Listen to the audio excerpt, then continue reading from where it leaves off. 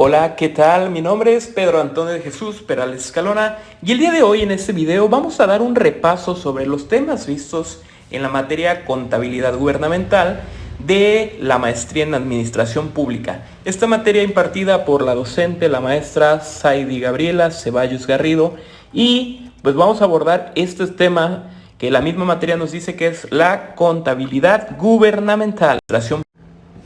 Para comenzar, es importante señalar que la contabilidad gubernamental, como nos puede indicar de cierta forma su nombre, es una rama de la teoría general de la contabilidad, misma que vimos durante la licenciatura en Administración Pública y durante muchas licenciaturas y muchas etapas de nuestra vida, tanto la preparatoria y diversas posibilidades ya en el ámbito laboral, ya que la contabilidad es algo básico para la administración de un negocio, de un local, de incluso alguna institución, ya que con esta vamos viendo un estado en el cual nuestra organización se va encontrando momento a momento y con la que podemos, en caso de empresas comerciales, saber si hay un éxito y si vamos logrando objetivos. Y en el ámbito público, como vamos a ver a continuación, pues llegar a un estado de transparencia mediante el cual estamos viendo cómo va funcionando la utilización de los recursos públicos y cómo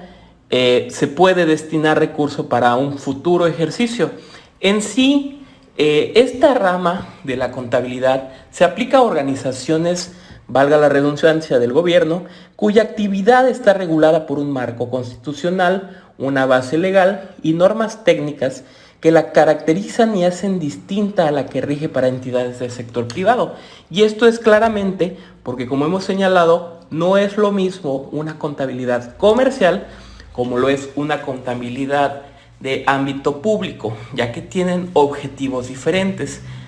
Una vez entendido esto, podemos irnos a los antecedentes de la contabilidad gubernamental, así como su marco legal para que esto funcione, ya que, como todo en la administración pública, algo que en esta maestría tenemos que tener muy claro,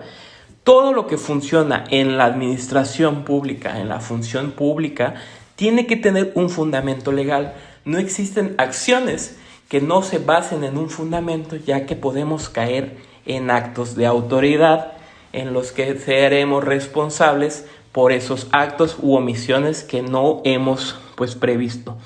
Para esto nos vamos al antecedente que el 31 de diciembre del 2008 en el Diario Oficial de la Federación se publica la Ley General de Contabilidad Gubernamental y que aplica entre varios a todos los entes públicos federales, estatales, municipales, y que tiene el objetivo de establecer los criterios generales por el cual se va a regir esta contabilidad y claramente la emisión de la información, que es la que nos interesa, para dar transparencia y también para que sepa el mismo gobierno del diferente nivel que se trate cómo van a funcionar a continuación. Sería en su caso el 4 de abril del 2013 que se publican igual en este diario oficial las reglas de operación del Consejo Nacional de Armonización Contable. Esto con el objetivo de establecer las bases de su integración, organización y funcionamiento de conformidad con lo dispuesto a la Ley General. Y el 29 de febrero del 2016 se publicarían ya las reglas de operación de los consejos de armonización contable de las entidades federativas. ¿En qué sentido tenemos la importancia de esta armonización? Ya que tenemos que tener toda una armonización no solo de las instituciones, sino también de las legislaciones vigentes para que esta contabilidad sea llevada a cabo, se tenga el recurso, se tenga la necesidad jurídica de realizarse y se tengan las herramientas para darle difusión adecuada a este sentido. Y es que esta contabilidad gubernamental, como una especialización de la contabilidad, es la técnica que sustenta los sistemas de contabilidad gubernamental y, siendo ya más específicos en el tema, se utiliza ya para el registro de las transacciones que llevan a cabo los entes públicos expresados en términos monetarios, captando los diversos eventos económicos que podemos identificar y cuantificar y que afectan los bienes e inversiones, las obligaciones, los pasivos, así como, claro, el patrimonio con el que se genera información financiera que facilite toma de decisiones para el gobierno en turno y que es un apoyo confiable a la administración pública de los recursos públicos que se están llevando a cabo. Y continuando con el tema, para no abonar más en estos antecedentes, y ya que es un tema bastante amplio el que vamos a realizar el día de hoy, pues está claro o es bastante importante señalar que el sistema de contabilidad gubernamental será conformado por el conjunto de registros, procedimientos, criterios, informes estructurados sobre la base de los principios técnicos comunes destinados ya sea a captar, a evaluar, a registrar, clasificar, extinguir, informar e interpretar estas transacciones y eventos que, como hemos señalado, modifican la situación económica, financiera y patrimonial de la institución. De acuerdo con lo publicado por la CONAC, se refieren elementos fundamentales que configuran el sistema de contabilidad gubernamental, teniendo incidencia en la identificación, el análisis, la interpretación, la captación, el procesamiento y el reconocimiento de transformaciones, transacciones y otros eventos que afectan a la institución. Es decir,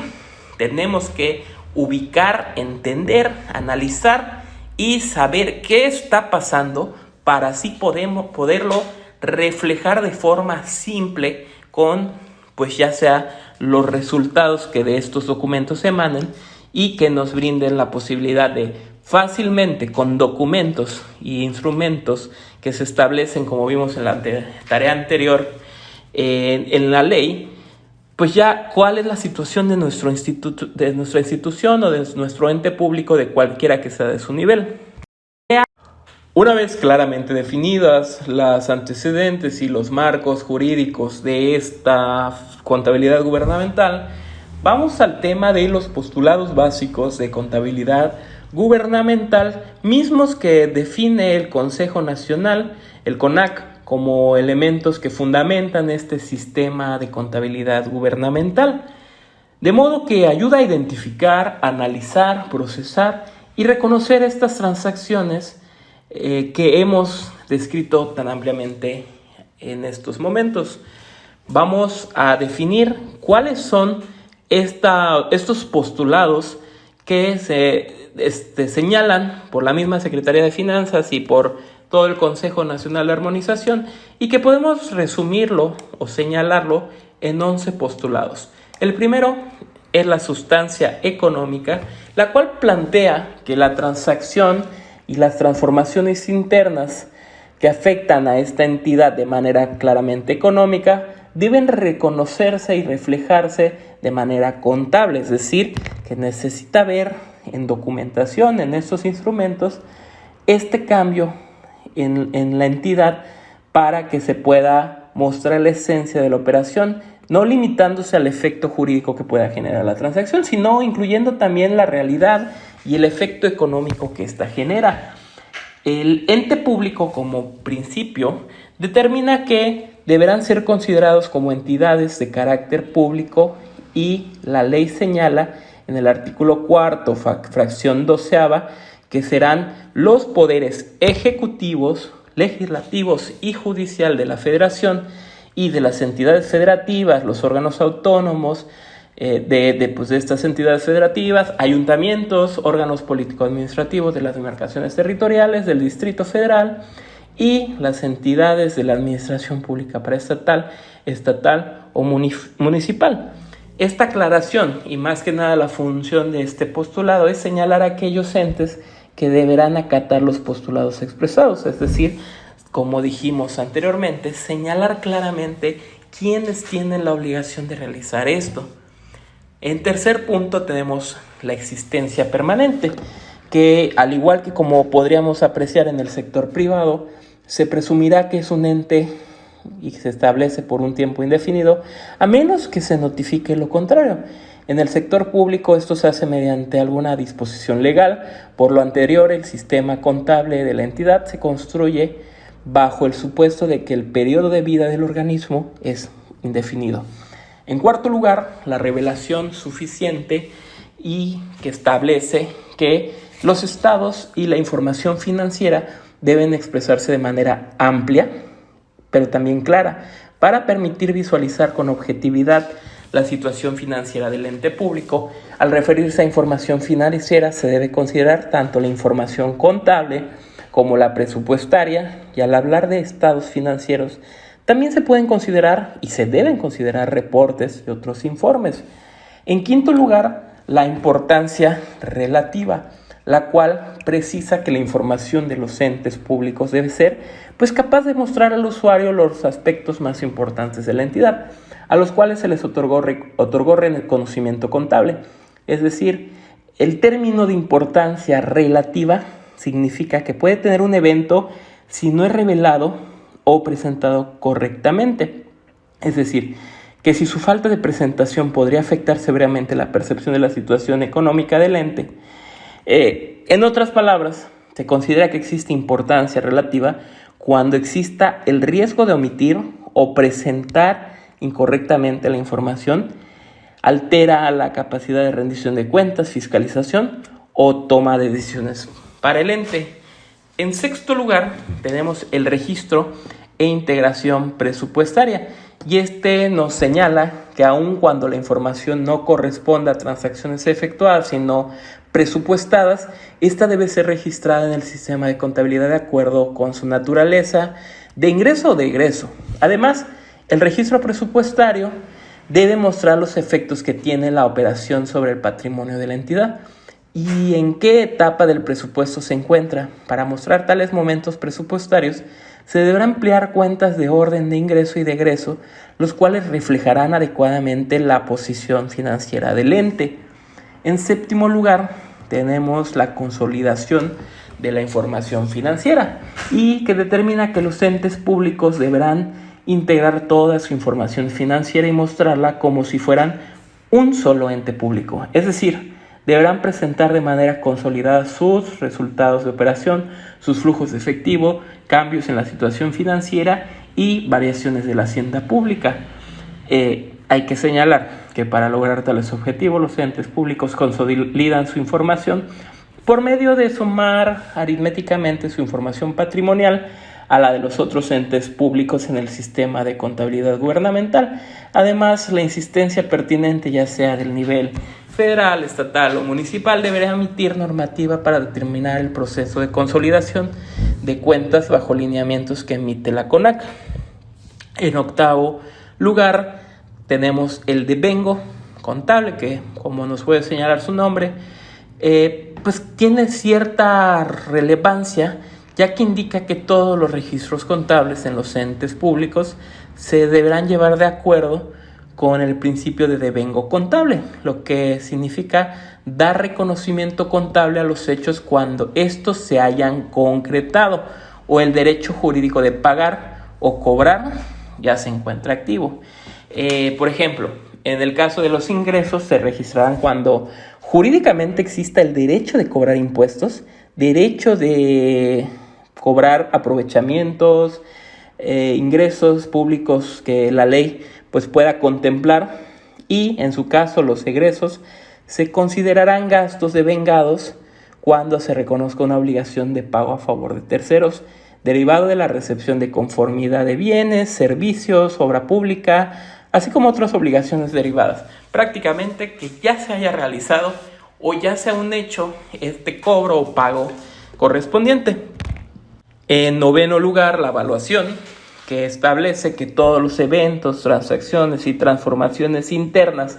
que afecten económicamente al ente público deberán cuantificarse en términos monetarios, asignando un valor en moneda nacional, en pesos. Las operaciones se pueden evaluar a costo histórico, que es la cantidad pagada en la adquisición y respaldada por documentos comprobatorios, o bien se puede evaluar de forma estimada o conforme un avalúo en los casos de donaciones, expropiaciones, adjudicaciones o daciones de pago. Este postulado es claro al señalar que, por ejemplo, cuando se dona un terreno para que el ayuntamiento tenga, en caso de Valladolid, un terreno para la expoferia, si bien es una donación que no tuvo un gasto o no se erogó ningún recurso para eso, se tiene que señalar un aproximado del valor y tiene que contemplarse en estos instrumentos para poder seguir y para poder respetar este postulado de evaluación en términos contables. En 10º lugar, tenemos la dualidad económica, y que es un principio que hace referencia a que todas las transacciones y eventos económicos tienen un origen en el capital o recurso público asignado al ente, obedeciendo pues las atribuciones y responsabilidades que la ley confiere a cada uno de ellos. En otras palabras, podemos entender esto como que para todo efecto corresponde una causa o un origen, y al revés, es decir, si hay más activo, probablemente se debió a un aumento en el pasivo o a una disminución en el capital. Por otro lado, una visión del pasivo podría representar el aumento de un financiamiento o una disminución de activos. Y esto es pues prácticamente un postulado de la contabilidad general y clásica, porque pues para ingreso tiene que haber habido una contraprestación o una contraparte en la cual existe esta dualidad. En el número 11 y último de los postulados está la consistencia económica,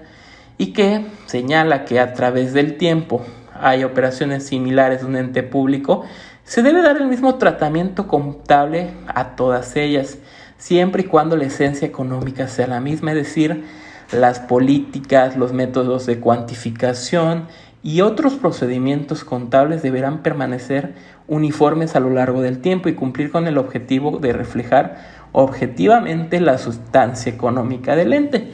¿Qué señala esto? ¿Cómo lo podemos definir?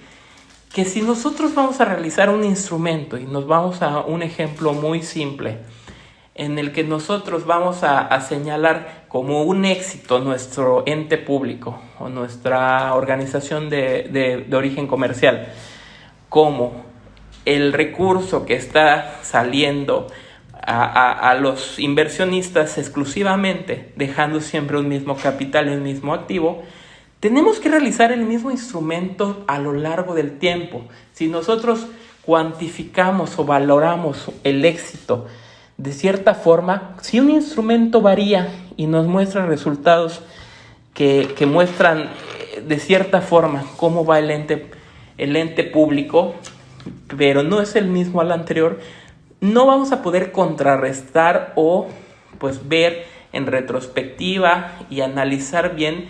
el seguimiento de estos documentos, ya que no existe una consistencia en estos documentos. Como pudimos ver, estos 11 postulados funcionan como reglas básicas para la composición de la información financiera de estos entes, y es que gracias a estos principios la información que se emite puede tener los mismos criterios, lo cual permite que sea información comparable, como estábamos señalando, entre diferentes entidades o entre distintos periodos, y que en cualquier momento podamos analizar un documento de hace 10 años y un documento actual y ver cómo ha funcionado, y mucho más cuando es una ciencia social como lo es la administración pública, los resultados que nos está aportando cierto manejo de recursos en estas entidades públicas. Una vez definidos estos postulados, podemos ir a un ejemplo de estos instrumentos. De hecho, es el instrumento por excelencia, el cual por su sentido amplio nos permite una visualización clara del estado en el cual se encuentra,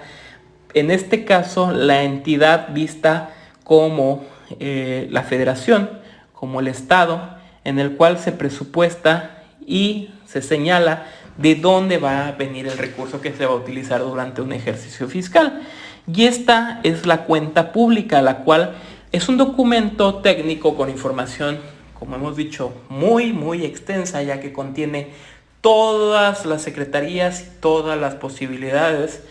y que detalla sobre los ingresos y egresos, en el caso que vamos a ejemplificar en estos momentos, de la federación, y esto durante el ejercicio fiscal de cada año, y que tiene como propósito comprobar que la recaudación, la administración, el manejo, custodia y aplicación de los ingresos y egresos federales durante ese ejercicio fiscal se dieron de la forma que se tenía planeada y más que nada dar transparencia a este manejo de recursos.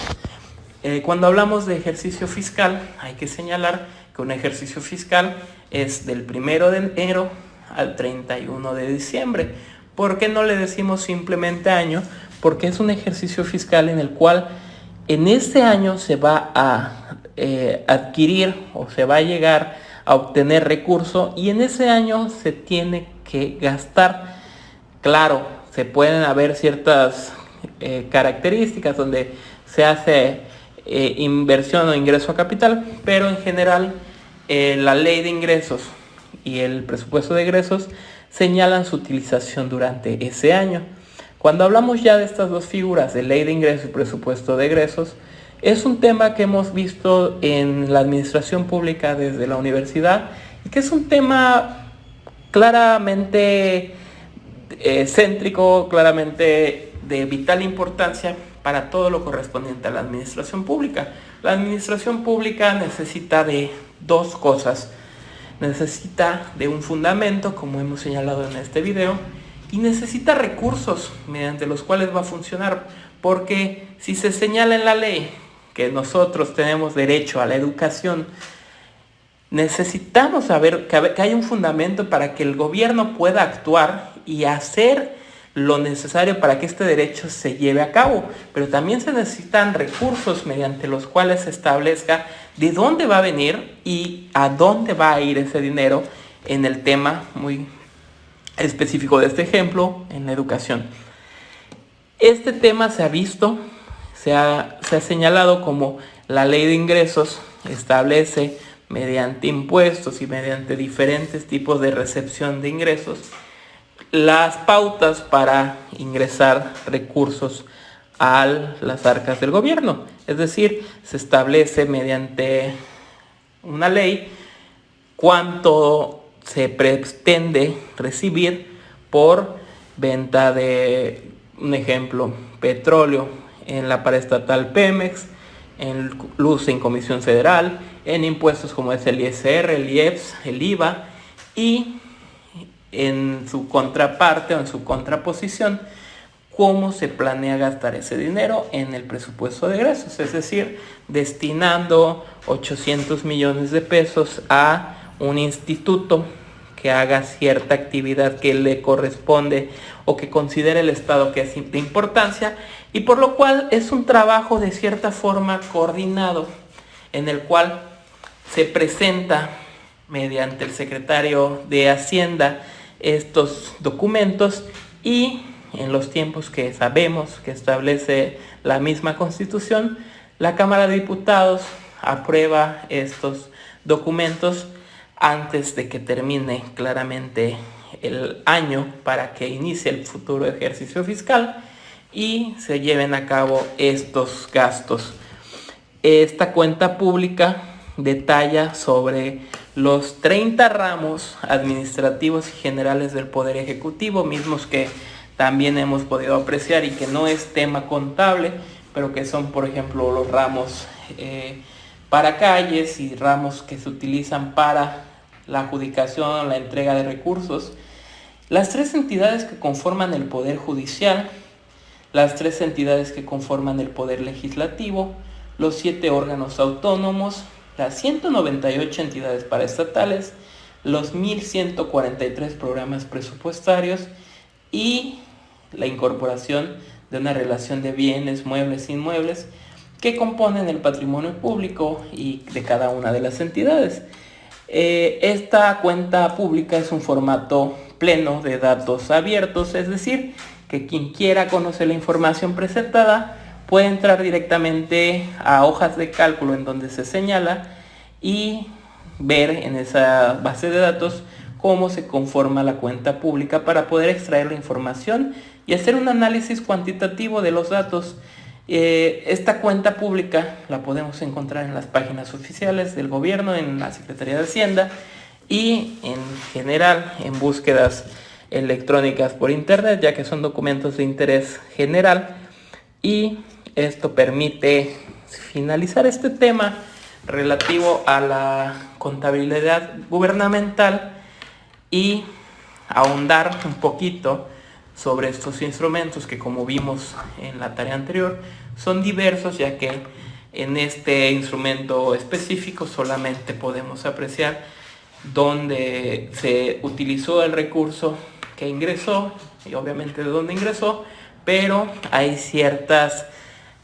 características o ciertas valoraciones o ciertas cuantificaciones que también abonan a este objetivo de lograr una armonización entre la contabilidad gubernamental, obviamente de todas las entidades que conforman el gobierno en sus tres poderes y en sus diversos niveles de gobierno. Por lo tanto, agradeciendo su atención, me despido deseándoles buenos días, buenas tardes, buenas noches. Recibí